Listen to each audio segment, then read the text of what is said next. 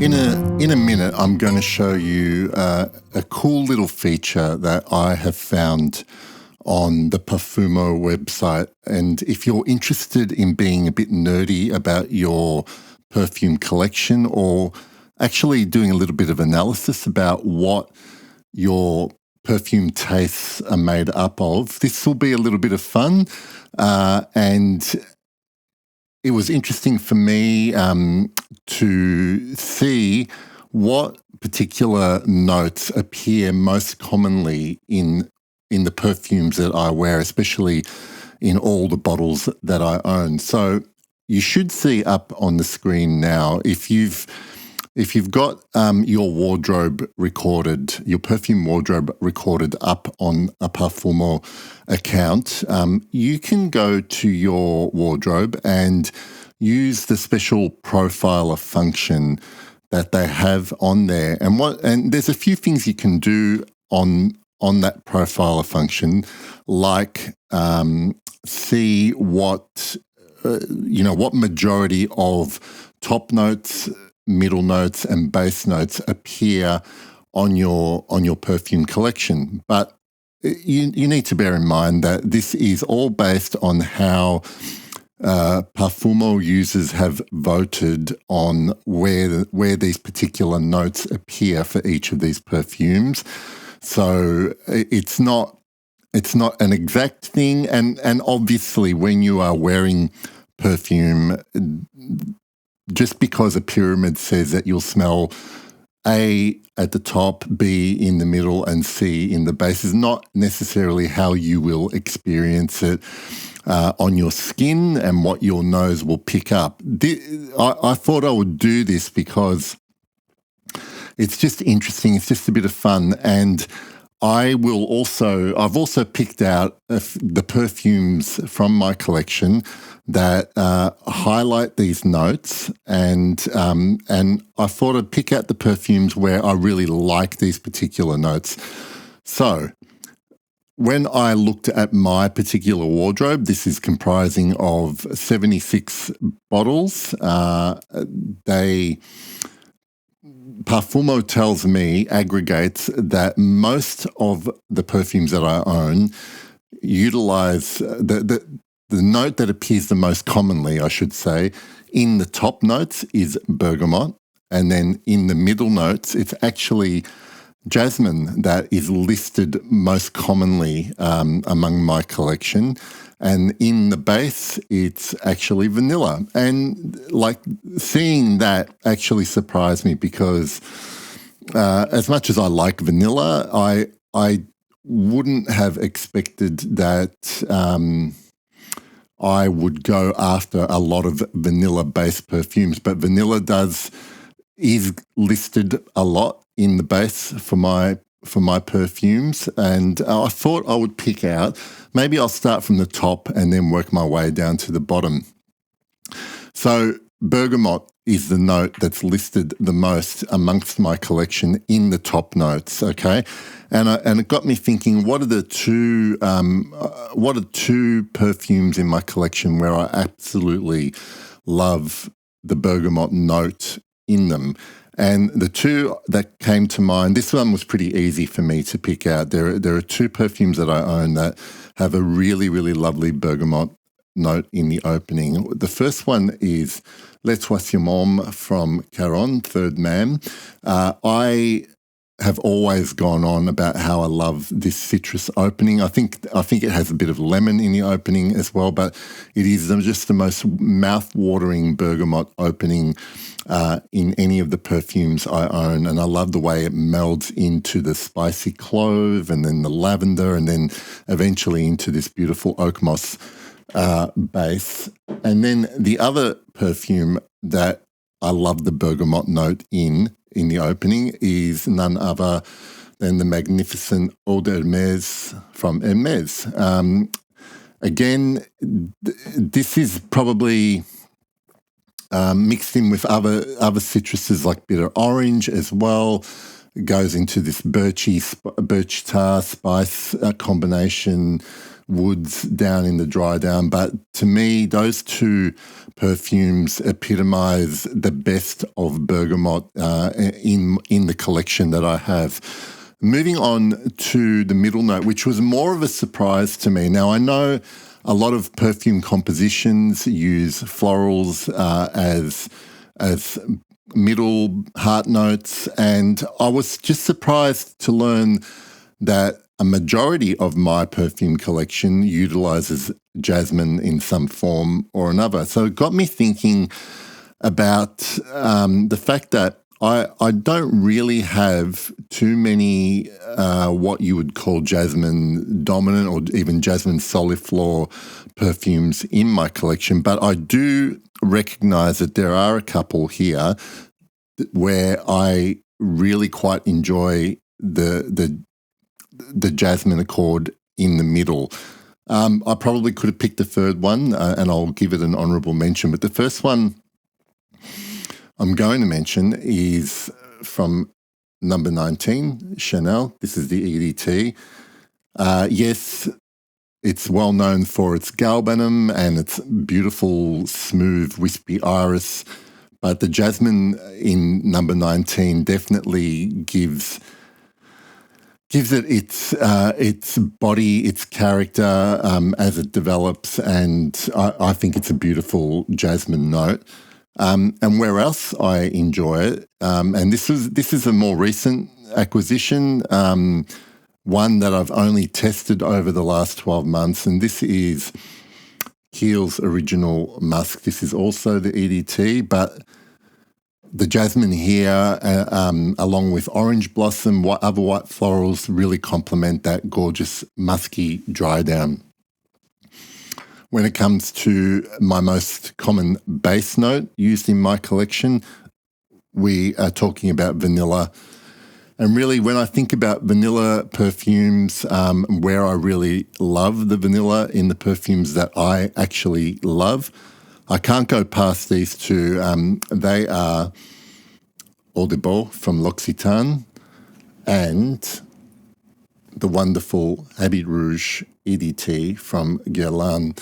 Now, I did also want to mention perfumes that I don't own that I've tested, where I really like these previously mentioned notes as well. So for Bergamot, one honourable mention, one recommendation, if you have tried these and you're looking for something else to try, is actually from indie house Gallivant, and that's Brooklyn. I've got a review of Gallivant Brooklyn on my channel, and I'll link to it while this video is going. There's a gorgeous bergamot note there, and from memory, because I haven't worn it for a long time, there's also some other citruses like orange. It kind of gives me this creamy orange juice accord as well, but the bergamot really kicks it off in the opening. When it comes to jasmine, one particular perfume where jasmine, along with a lot of other indolic florals. Now, this one here is a very indolic, heady jasmine. It's a really voluptuous perfume. I can't go past Casablanca from St. Clair Scents. And then for my other vanilla base note recommendation, I absolutely love the vanilla. I mean, I think Guerlain probably does the best vanilla accord from any brand, and if I had to pick one solely, it would be the gorgeous Angélique Noir from the Latte Materiel line. That is absolutely a gorgeous vanilla. I thought I wouldn't stop there, and I would look at my second most common top note, middle note, and base note. So the second most common top note, you could probably guess it's also a citrus, and this time we're talking about lemon notes. And when it comes to lemon openings from my collection, I can't go past these two wonderful classics. I'm just going to hold them up together because they deserve the spotlight together. Eau Sauvage Eau de Toilette and Pour Monsieur Eau de Toilette as well from Chanel. I love the lemon in the opening of those two. As one that I don't own, that I would recommend as well. And this one's actually very affordable, pretty basic, but it smells good. And I actually did own this one at one point, and I'm talking about Versace Pour Homme in that light transparent blue bottle. It's got a really, really great lemon note in the opening. And obviously I'm going to want your input on these notes, your recommendations. But that one's actually a really good lemon note. Dries into a white musk, laundry musk. Gets, probably a little bit boring, but I love the opening of that perfume. The second most common mid-heart note that's in my collection, again, another floral, and this is the one I thought I would have the most appearances of, and I'm talking about rose. And when it comes to rose perfumes that live in the heart of my collection, the two I can't go past because they're both beautiful and they're both quite different. The first one I'm going to mention is Egoist from Chanel, and the other one is Epic Woman from Amouage. In fact, I'm going to spray some on because I had planned on wearing Epic Woman from Amouage today. So the rose in Egoist, creamy, probably leaning towards the darker red side of things. It's quite a fluffy rose, but I think it's the way it interacts with the other ingredients that are there in the perfume with it. Whereas in Epic Woman, when I smell this rose, I visualize a light pink rose, and it's a crackly rose because of the peppery spice as well as the unbelievable frankincense that is in this perfume. In terms of perfumes I don't own that I've tried where the rose has been memorable for me, I can't go past, and I think I mentioned this in a recent video, probably the best one for me is always going to be Noir de Noir from Tom Ford. I have been thinking about, I think I'm getting a sample delivered to me actually of Noir de Noir, so I will be wearing that again. Hopefully it's still in good shape in whatever form it takes these days, but that's my recommended rose. In terms of second most popular base notes, patchouli. And this one, again, is the one I expected to be the most common, not vanilla, but patchouli appears in so many of my perfumes. A lot of the time, probably it's not listed as a base note for quite a few of the others, but the two where I like the patchouli in the base, the two that I've chosen are probably not ones you automatically think about when you think patchouli. The first one is Héritage Eau de Toilette from Guerlain. The patchouli and sandalwood combo in this perfume it's one of the best dry downs of any perfume that I own. And then I chose Ombre Fétiche from Annick Goutal for the patchouli in the base because, yes, it's an amber perfume. It's definitely also a very sort of smoky, leathery accord in there. And I think the patchouli in the base ties those two elements together really, really wonderfully well. And I think it's the patchouli that gives this perfume its darkness and steers it away from being a very conventional, sweet kind of amber. In terms of patchouli recommendations, there are so many I could probably mention here and recommend, but I want to shout out one that I smelled a long time ago.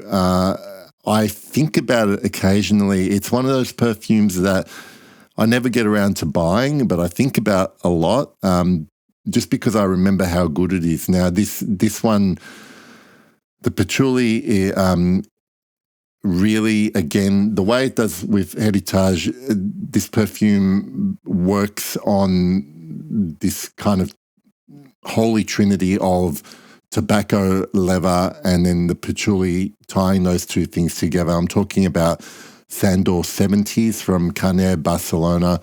I think that is the best Carner Barcelona perfume that comes from that brand. I've smelled several of the others and nothing touches it for its uniqueness and just how good it actually smells to me. So, you know, on a future wish list probably for bottles. But I thought that would be a fun exercise, being the nerd that I am about data and just being surprised by what did come up most commonly in my collection. You can use the Parfumo tool because it just makes things very easily. It also analyzes which perfumers appear the most common, what fragrant genres appear most commonly.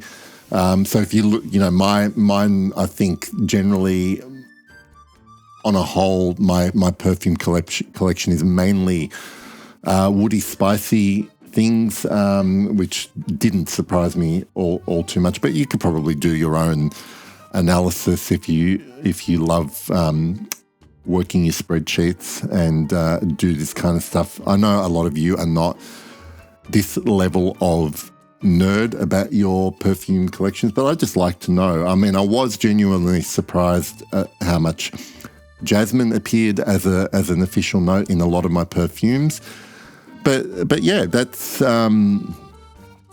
something I thought I would share in the video with you. Now, if you've made it this far in the video and you are interested in watching other things, you can look at this playlist of fragrance families that I've done over the years, talking about different perfumes in each in a lot of different genres.